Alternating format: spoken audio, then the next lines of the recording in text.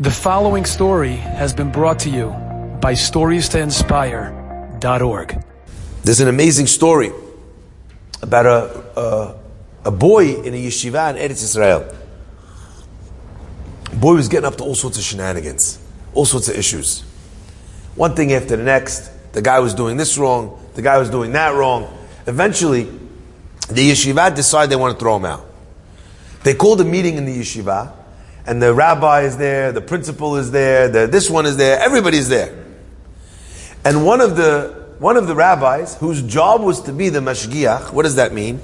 In the yeshiva setting, sometimes they have someone whose job it is to look after the spiritual level of the boys. They make sure they get up on time, make sure they're not having any problems, talks to them if they're down, raises their spirits. That's the job of a mashgiach, to give the musar, to tell people how to become better, how to improve. One of the rabbis, the mashgiach, he speaks up, he says, everyone's agreeing they want to throw him out. He raises his hand, he says, please, guys, listen, I disagree. I think if we encourage the guy, I think it'll be okay. Let me do my thing with him. Let me try. I'll do my best. That way, we tried. All the other rabbis say, listen, we tried already. What do we need to try again for? The only thing that's going to happen is there's going to be a bad influence on the boys. We got to throw them out. The rabbi starts arguing until eventually they decide, what are they going to do? They're going to go to the rabbi. They went to Rav Eliashiv, alav shalom. They go into the rabbi's study. Each side presents it. They present all their reasons why they have to throw him out. And the rabbi says, okay, and what do you say? And he says, listen, I'm the mashgiach. It's my job to raise the boys, to raise their spirits. I'm taking personal responsibility to give another dedicated try to lift this boy up, to teach him, to inspire him. And I feel like, you know what? Okay, you want to throw him out? Fine. But now that we're at that stage, let's decide that we're going to give him one more chance. What do we lose by one more chance? Nothing. I'm going to do my best. Leave it with me. The rabbis agree. Okay, we're going to give him one more chance. Rabbi Eliashiv says that's what they should do. They go back to the yeshiva. The mashgiach sits the boy down. He says, listen, I just was sitting in a meeting. They're thinking about throwing you out. You did this wrong. You did that wrong. You did this wrong. You did that wrong. They're giving you one more shot. I fought for you. I told him it's my responsibility. I'm going to do what I can. I'll spend whatever time learning with you. Whatever you need, I'm going to do for you. But dachilak, you got to turn the corner. You got to improve. You got to do better. The boy sees that this guy, the rabbi, went to bat for him.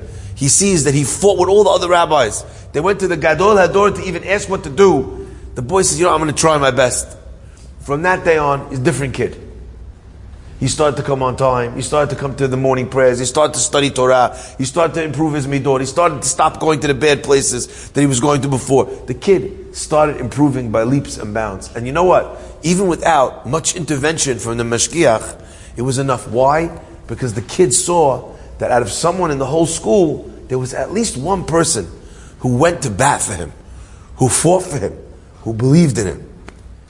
Anyway, the kid was on a great trajectory. The mashgiach says to Rabbi Galinsky, he says, you know what? And I didn't see anything of him. The kid, he took flowered. He left the yeshiva. As far as I know, he did very well. I haven't met him since. He says, okay. So why are you telling me this? He says, I just want you to know. He says, a couple of years ago, my son had a difficult time settling into yeshivot. And you know what? He needed some different style of learning, a different approach, maybe a little bit more relaxed. I don't know, whatever it was. So I shopped around trying to find what was the right place, the right school to send my kid to. Anyway, everyone keeps telling me about a certain yeshiva in the north, okay? And I looked into it, and it sounded like it was a great place. And the style, the methodology was good. I learned a little bit about the boys that were going to that yeshiva. It was a new place. I decided to send my son there. And my son flourished like you can't believe. Unbelievable. After a while, I heard he's doing so well. I want to go see for myself. I want to go check it out. I go down to this yeshiva, okay? I walk in the yeshiva. I just wanted to say thank you to the rabbi, the Rosh Yeshiva, for taking such good care of my son. He says, I'm waiting around. After the prayers are over, the Rosh Yeshiva approaches me, a young man with a beard, right? I could not believe how young he was, but he clearly was doing an amazing job with the boys that maybe weren't succeeding in other places. And I went up to him to say thank you.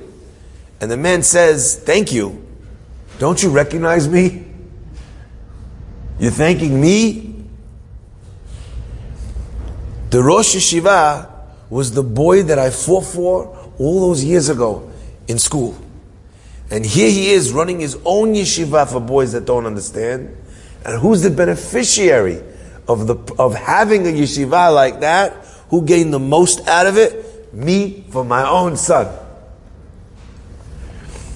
I found this so beautiful. Enjoyed this story? Come again. Bring a friend. StoriesToInspire.org